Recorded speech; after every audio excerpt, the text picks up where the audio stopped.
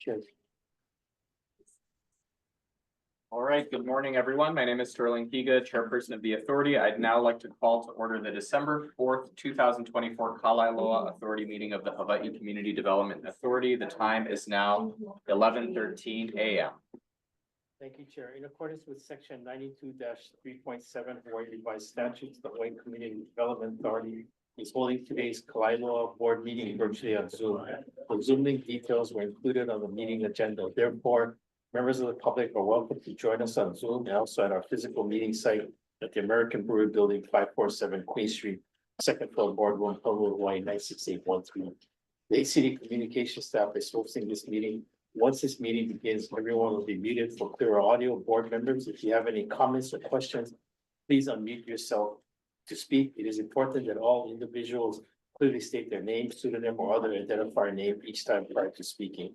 If you wish to provide oral testimony and you are attending virtually, please indicate so by clicking the raise hand button found on your Zoom screen.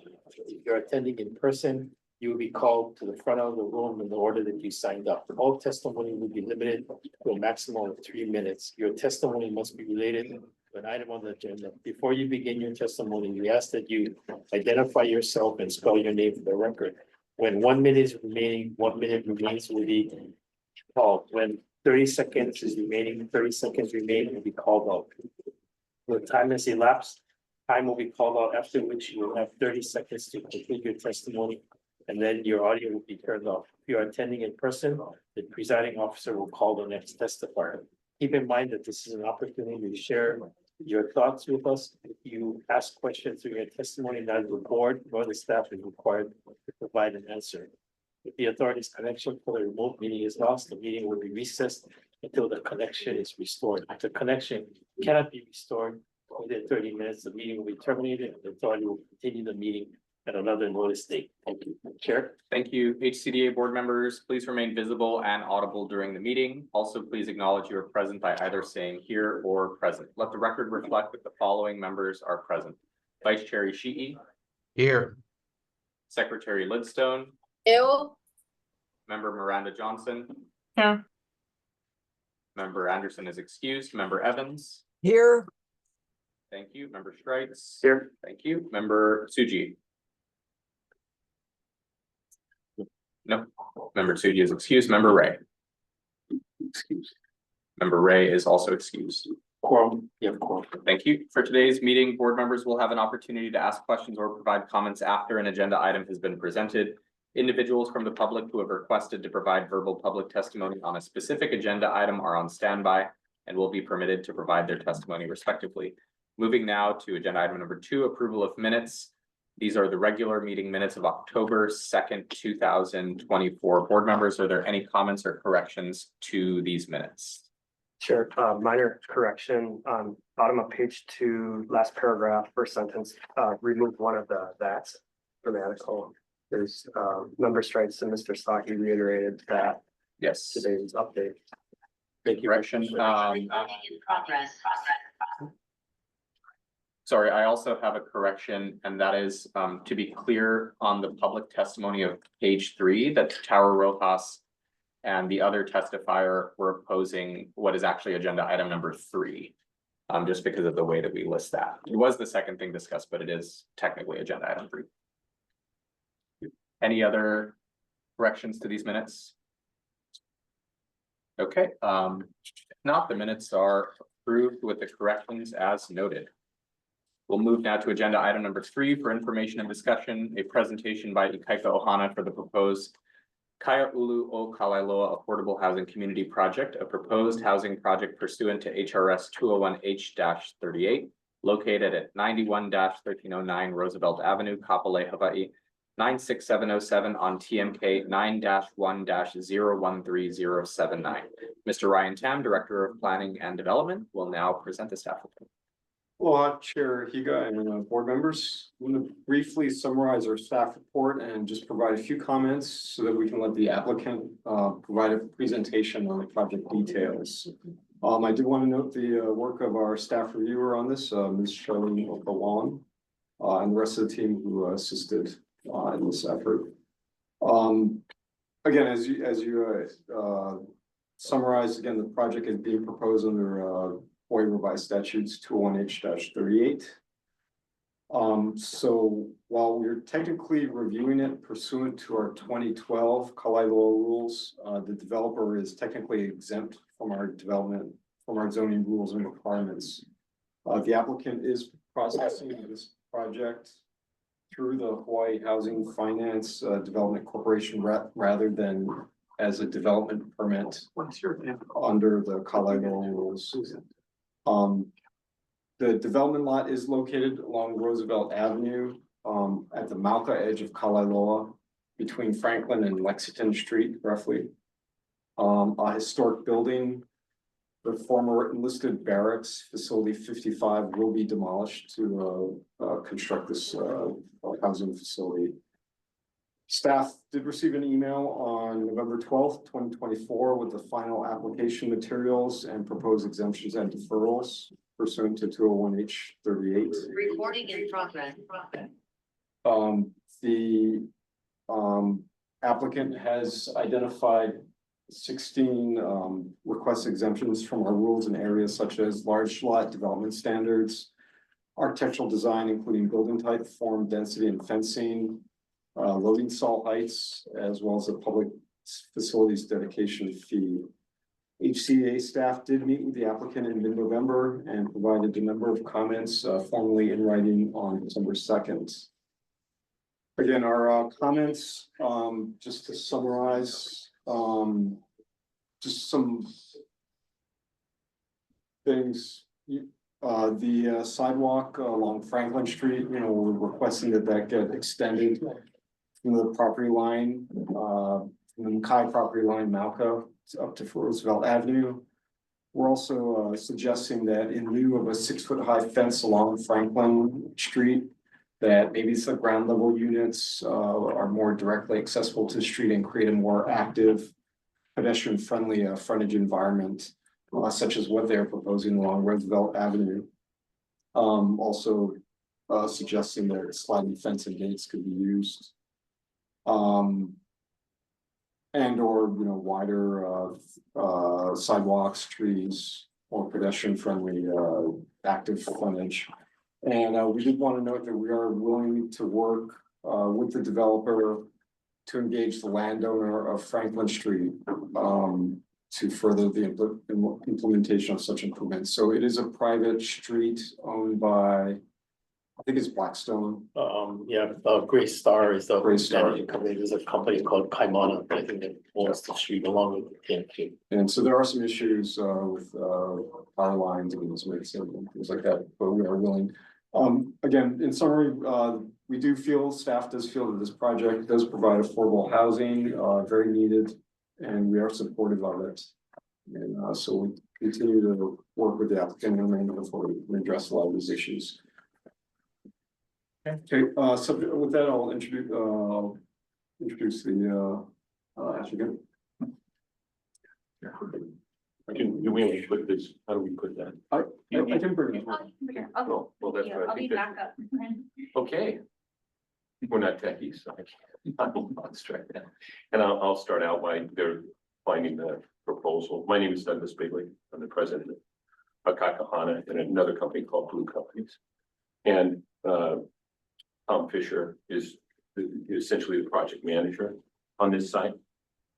And Tom is going to get into the details of the presentation, but you know how presentations go. So there's a little bit of fluff in there. So we're going to skip to some more things that I think are a little bit more important that I want to get out front. I want to tell you a little bit about us and a little bit how we think about housing. And I think it's important to use this as a basis for what we're trying to accomplish along on this development.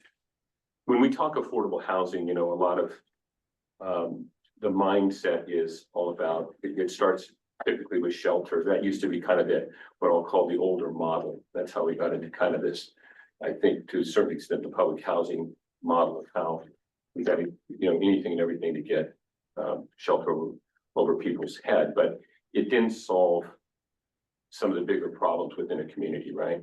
And let me give you a couple of things. One is the typical way people might approach this is that we have to be as affordable housing developers, we have to be self-disciplined, right? Because our rents are so far below market that, you know, it's this concept of if you build it, they will come, like if they don't have choices. But I think that has proven over time to be somewhat short-sighted in that people really, you know, do have choices, and particularly when we're talking about the Hawaii workforce, right? They can move, and they have moved, and they will continue to until housing becomes more stable and more like a home. So we have to shift our mindset from what that means. And I had my first experience about 2 or 3 weeks ago with AI. You know, somebody was filling out an application and they spit out this AI thing. So I'm looking at this going, they said, oh, affordable housing, it's about, you know, healthy, safe, stable housing. That's what our people told me. And I said, well, but that's not actionable. And what the heck does it mean?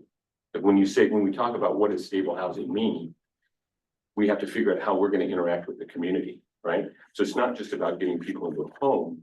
It's about providing the necessary services, right, to a home. And also because we're lucky in that we come across our housing, if you get a certain income level, is available to everybody.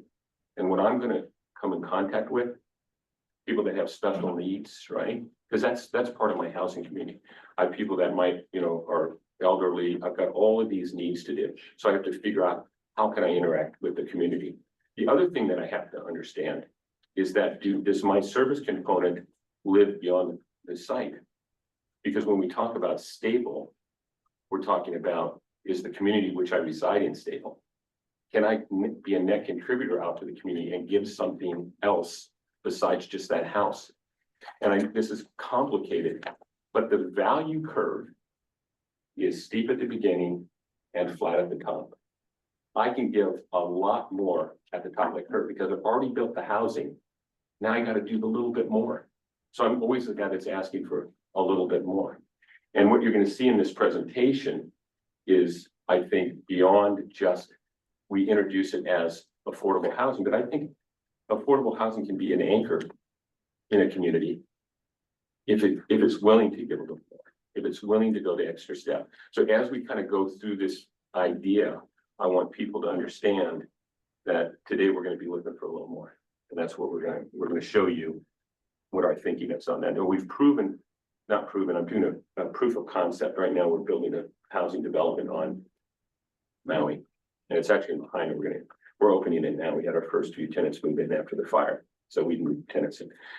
But on that particular site, by way of example, we have a early childhood education site there. I mean, we've integrated into the site that we have there. And there's a group called the Bezos Academy that we're working on it with. And what they do is they say, if you build me, and I'm pretty good at building, but I don't know anything about early childhood education, but they give me their specs. And what they're saying is for the cost of just developing your space, their social contribution to the community is somewhere between, I suspect, $1.2 million and $1.5 million. I don't expect rent. What I'm saying is I will provide you that space in exchange for the services that you're about to provide. I don't want to take away the cash that you now are giving, whether it's education or whether it's healthcare, whatever you're going to do to reach out to the community. And when they first came to us, they said, but we have a affordability requirement, but we can't restrict it to your tenants. I said, great. That's the model.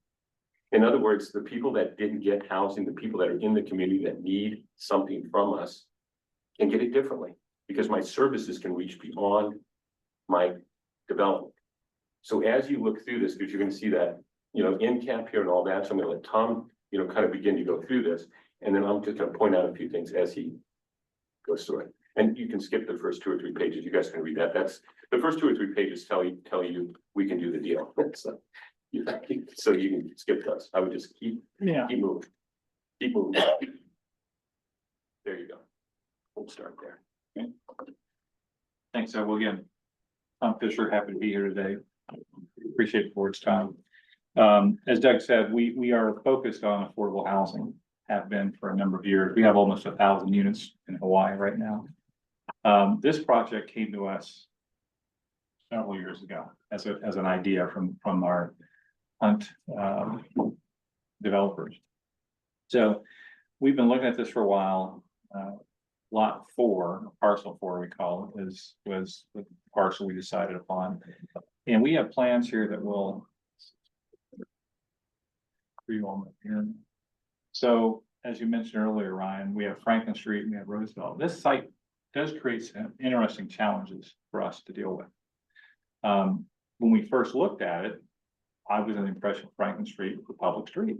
I drove the property. It was wide open, easy to get around. And this site had a curb cut on Franklin Street. Things were looking pretty good, you know, ingress, egress. I got in Roosevelt, got in Franklin. Well, as I got into it and started looking into the title work, Franklin Street's actually a private street. So I talked to Blackstone, which was I guess the asset manager for that company. And they own the apartments around us. We had a lot of discussion because we read what HCDA's requirements were, and you know, path of travel and open environments and creating, which we think is a great concept.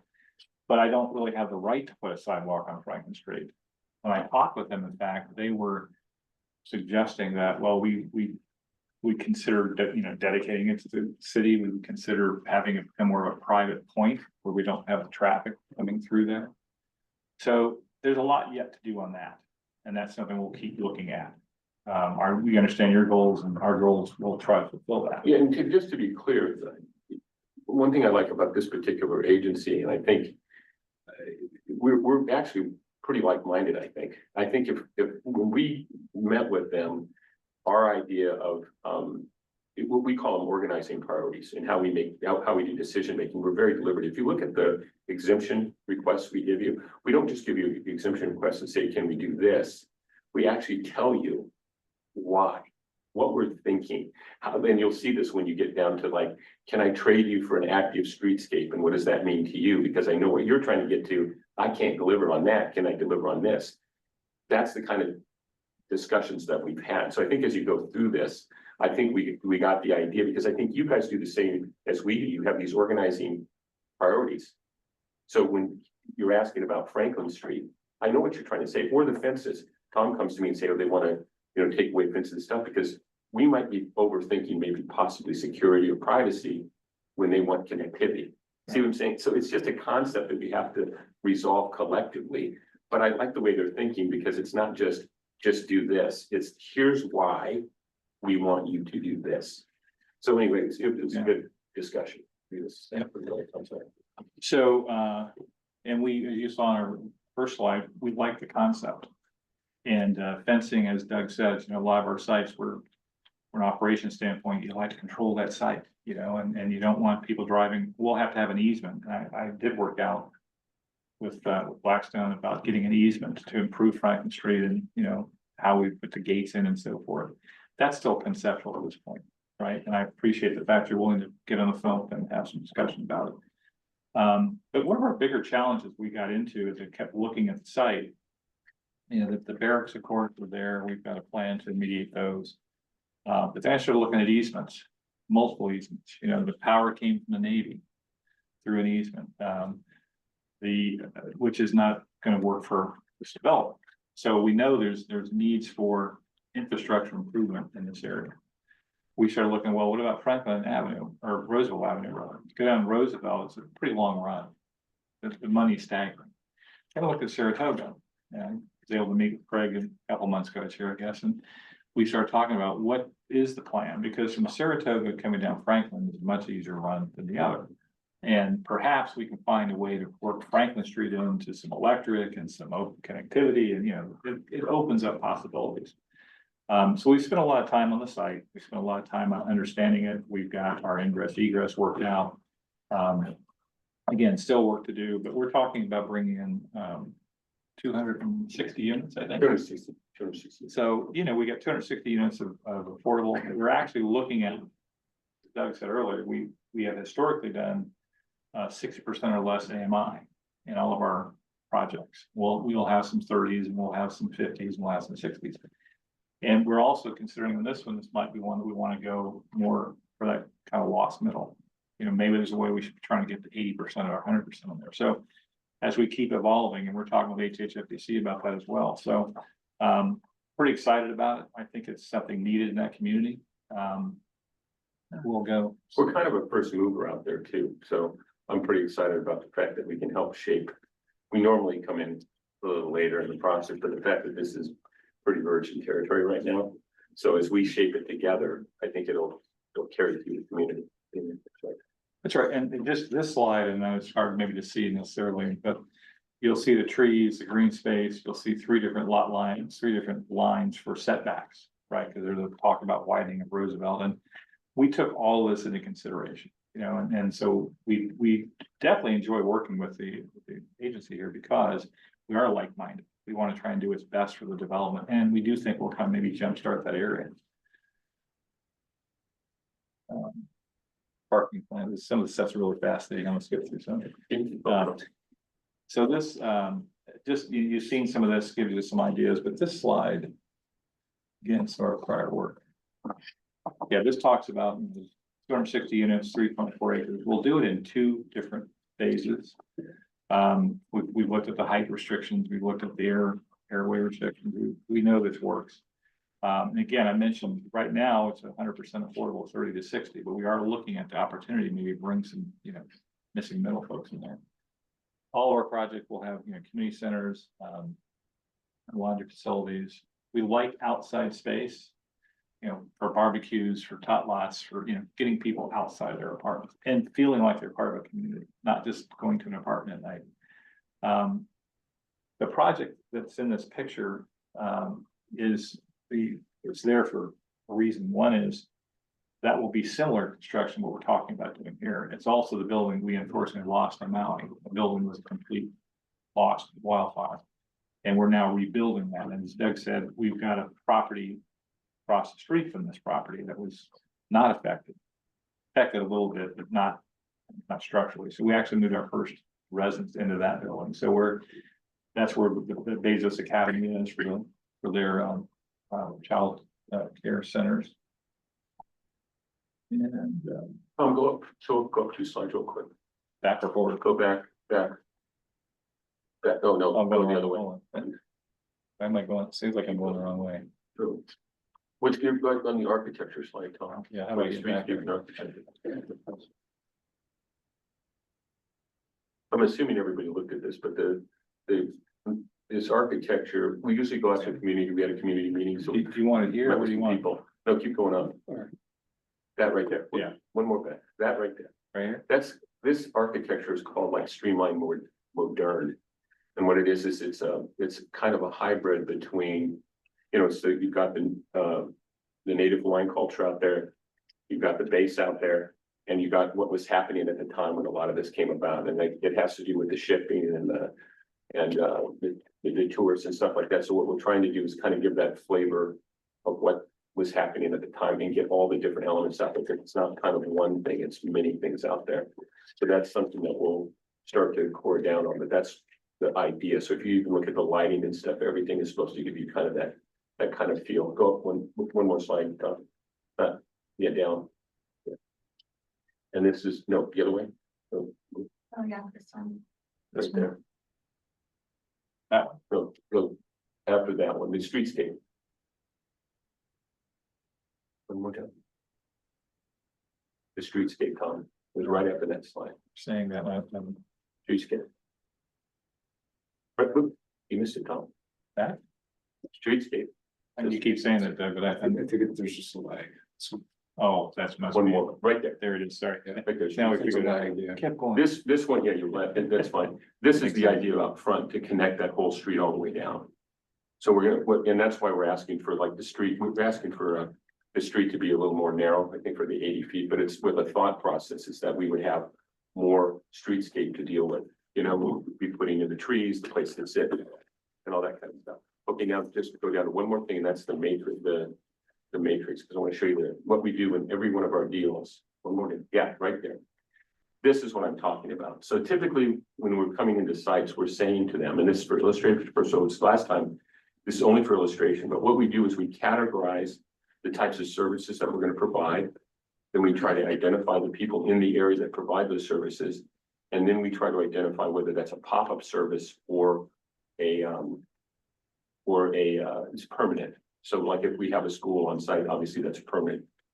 facility, but like we'll have, one of the things we're working on is kind of summer youth programs where people from the community would be allowed to participate in those.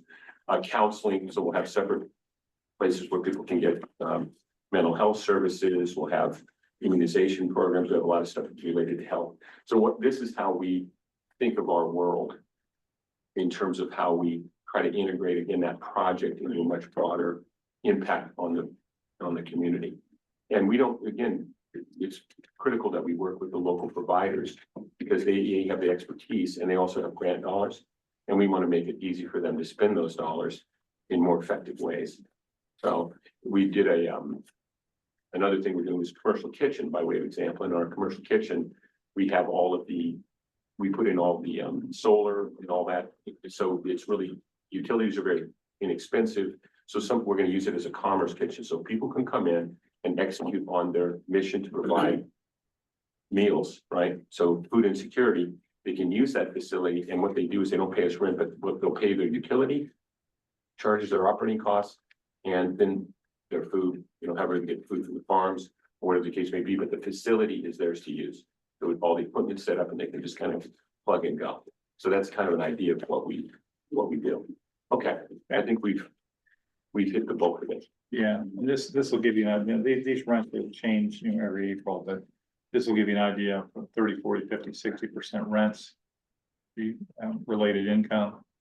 You'll see that we have 1 bedrooms from 586 to 753 for a 3-bedroom at 30% rents. At 60, they go from 1323 to 1775. And just I wanted to say one more thing on that, Tom. We've left in the 218 an opening that it doesn't have to be strictly rent. So like there's a tax credit program where you can actually sell that unit. I don't know if you've heard that, but you can go for the 15 years, you can sell at the end. Or we can have immediate delivery on some of the units if we want to do it that way. There's a lot of different things we can do. We're still exploring those opportunities. So it may not be, depending on what the feedback is, it may not be a straight rental in the traditional sense. It may be an opportunity to buy in that community as well. We just have to kind of ferret that out over time. Does that make sense?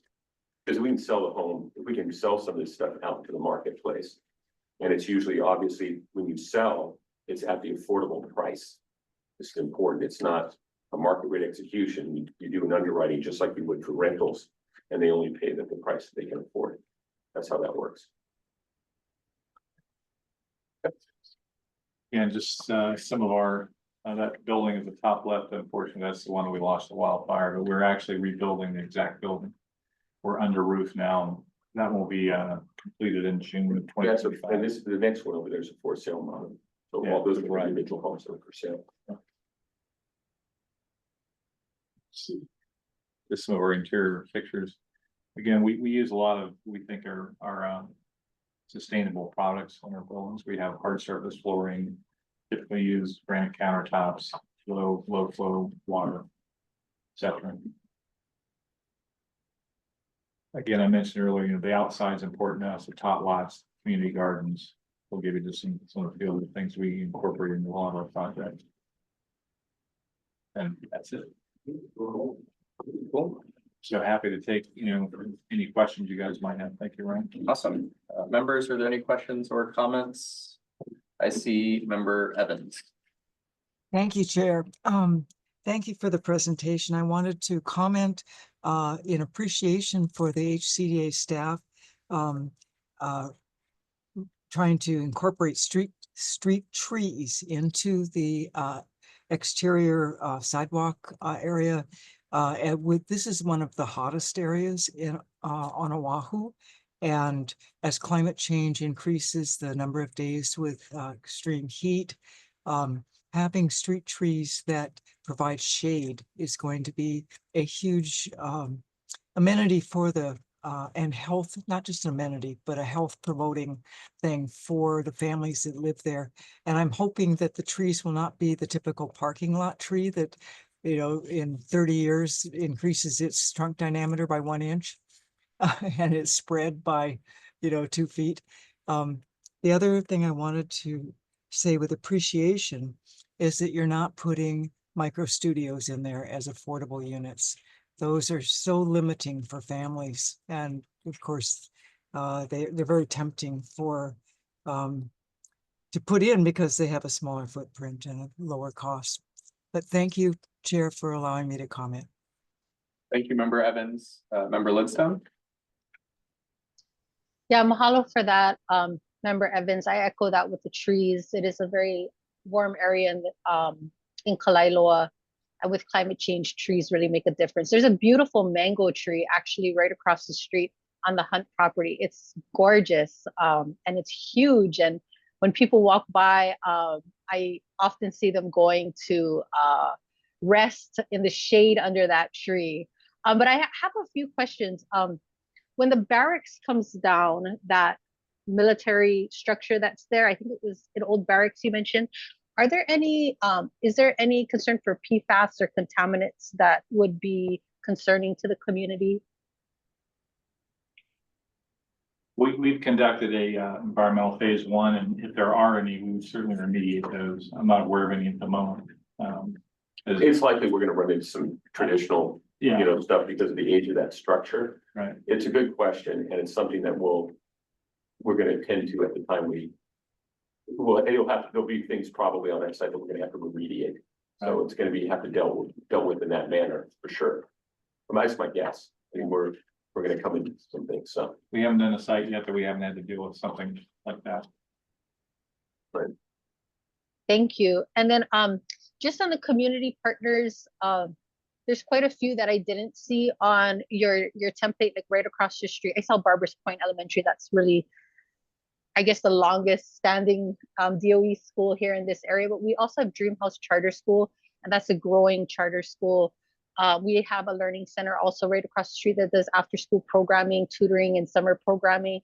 And also there's Partners in Development that does homeless outreach close by as well. So those are just some community organizations that I want to share that are doing great work very nearby where you will be developing. But mahalo for your presentation.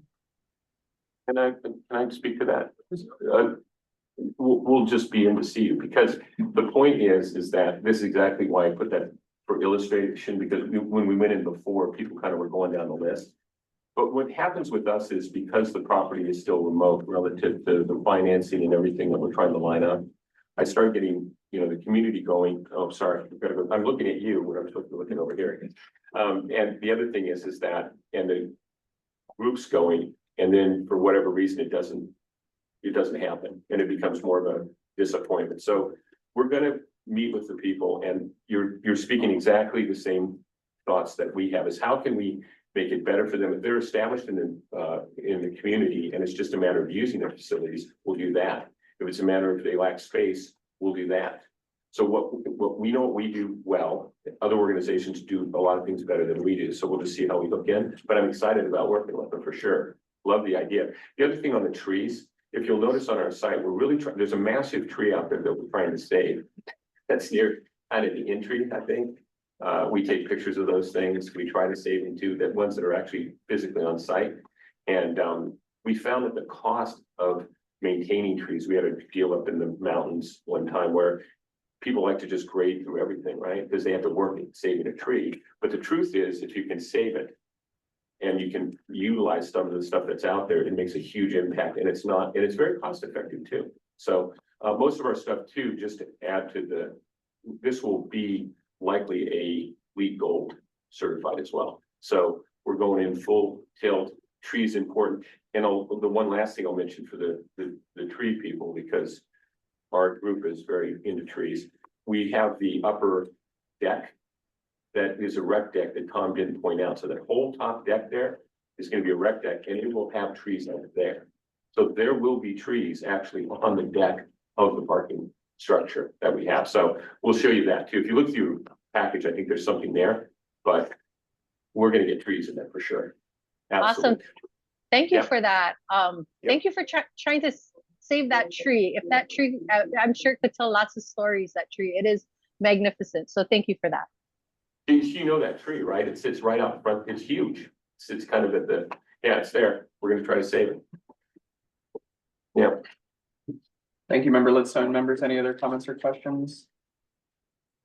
Member Schwartz? Yeah, a couple questions. So on Roosevelt Avenue, you have your drive access and, I'm not sure what the status is of ownership of that segment of the FDR Ave, but, I wondered if you had a chance to get any preliminary approvals on that or not. I know you're limited by the private, Franklin Street, but, We understand that there's an existing curb cut that's there now, so we haven't gone beyond that. We are anticipating, I put that back, what's up? I can show you, can get that, but that is the main entrance is off Roosevelt. And then the secondary entrance would be going off of Franklin Street. okay. But they seem amenable, is what I'm saying. They're pragmatic, I think, the group that's behind us. Yeah. Okay. Yeah, exactly, we will certainly be able to have the easement to use Franklin. They have certain liabilities because it's a private street and stuff, so they're kind of like trying to Well, balance. that's one of the reasons for the gates, right? Because it is technically a private street, so if somebody has an accident, it's not city street, it's the guy who owns property street, right? So that's why they were, and again, from our standpoint, liability is an issue. Security can be an issue.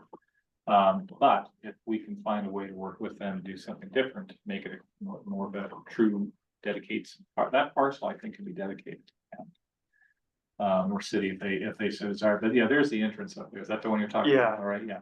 So we've looked at that, existing ingress egress, it's on parcel 4, so we didn't actually think that it would be an issue since it had been, again, been an existing entrance exit. We'll look further into that. Thanks for bringing that up.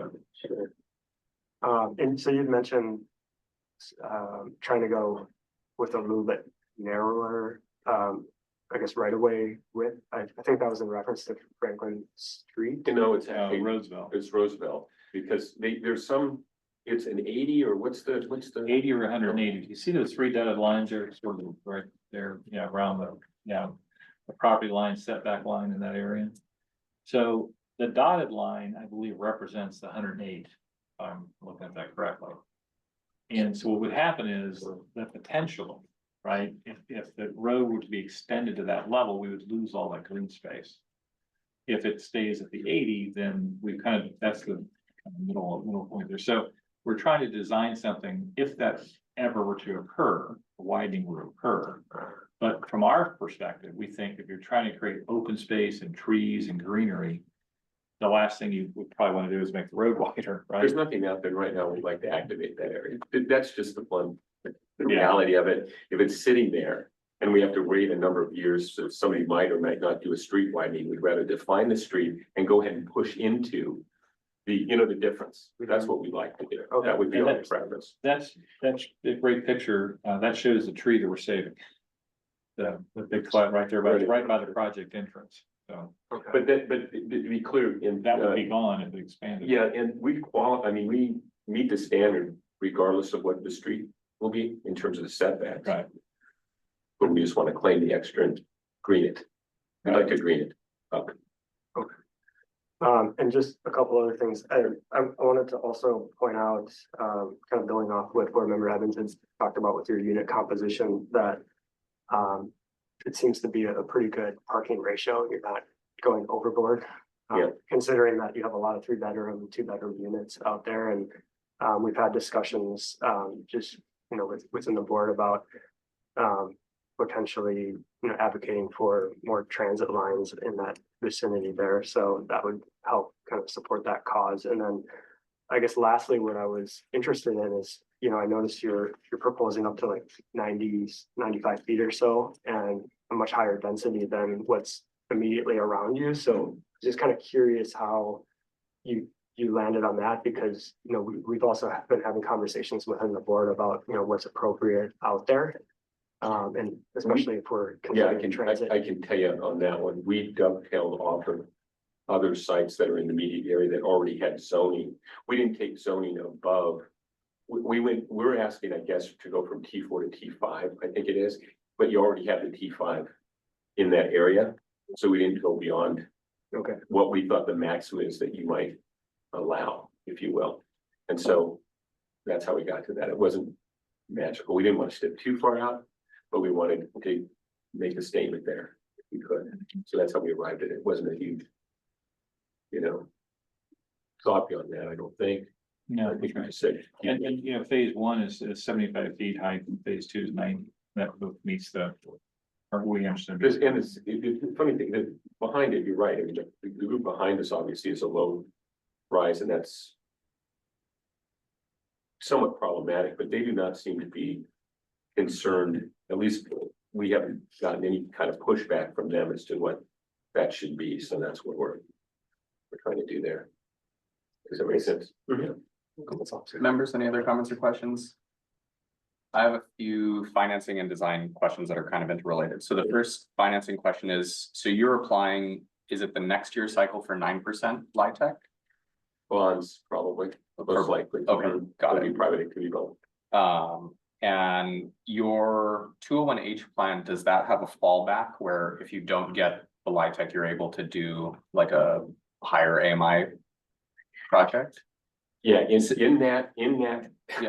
it's gonna be, when you see that 218, you're gonna say, did these guys know what they're doing? No, we do. Yeah. And what I'm saying is, if there's a big push for that middle ground right now, I think it would help stabilize the community, because what's happening now to us, I can take, the workforce, and I don't like using affordable and workforce. Yeah.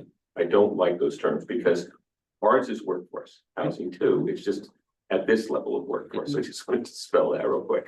But nonetheless, a lot of times, like on the properties that we've had, we're turning away the teachers, first responders, all of those people are getting turned away because we can't accommodate them in that income level. Well, the state is coming out with other funding programs. And this is what I kind of mentioned to you earlier. Like, I would like to have a segment, well, depending upon what everybody else says, I get that, but I'd like to have a segment of potential for sale. I'd like to have kind of a more of a robust mix of stuff. And when you talked about, 2s, 3s, and 4s, there was a big push now at the state level, and I don't think they understood it very well, but they said, we're gonna give you, we are gonna reward on a per unit basis. On a per unit basis, but per unit says no parking, says studios and ones. And when I did their analysis, that's all they were pumping out. You look at even your guys out here, it was all like studios, ones and 2s, no 3s. We're done with that, right? So we've been telling them it's like like when you do affordable housing, we think about it in terms of per bedroom cost. Because the cheapest the cheapest space to add is that last bedroom. So if I'm at 2, I'm going to 3 if I can. And then that becomes a more attractive unit to do other things with. Like if I want to, sell a unit or whatever the case may be. And again, I want to emphasize this, the sales price is set at the affordable level of whatever we established. So if it's 80%, we sell at the, 80% level. And it has to be enough to take out the soft providers. Yeah. Anyway, I gave you a model that meets the funding conditions that are available now, but the state's already talking about funding the lost middle.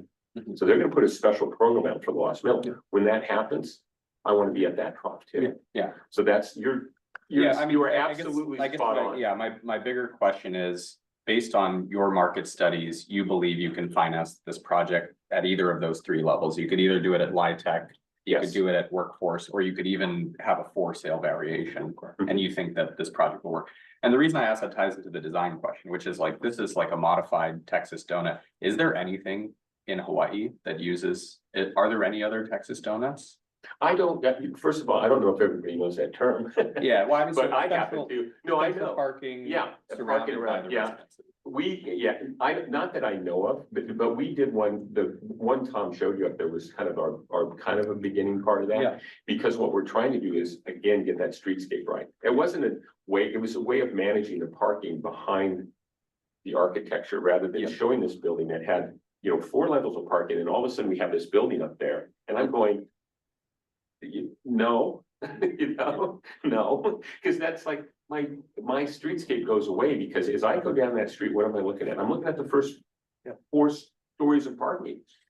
So that Texas donut that you're talking about, that I happen to be building with, because I do business down there as well. I just didn't know if everybody knew that. We used that, but not because of, it wasn't necessarily the efficiency model. It was that I could put that. Then the other thing is when you come off your the fourth level, you're on this rec deck. And when you're on the rec deck, you're also going into your units and stuff. So the first floor of that looks like you're on the ground level. Yeah. So it kind of came up to those kind of features, you know what I'm saying? So, and again, if somebody says, I live here because I have to, I didn't do my job. Yeah. Who Yeah. wants to live that way? I have to live here, so I'm gonna go here. That's crazy. Anyway, Well, thank you. Yeah, I just want to make a comment and commend the project because I think in terms of the design and the unit mix that Member Strikes mentioned, getting 3 beds in there, not going overboard on parking, maintaining this sort of street frontage that it's interactive, right? It's not just blocked off. This is a really exciting project. And personally, if you're able to get 80 dwelling units per acre on this Texas Donuts for some of these more suburban areas like Kalaeloa or even neighbor islands for that matter, this is a really exciting project. So I very much support this project. I hope it comes to fruition and can sort of serve as a model for more types of products and developments that we haven't seen in Hawaii so far, because to my knowledge, this would be the first sort of Texas donut style project, which is crazy to think about in the year 2024. Anyway, members, any other comments or questions?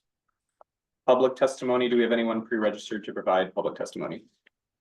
And then anyone in person or online wishing to testify?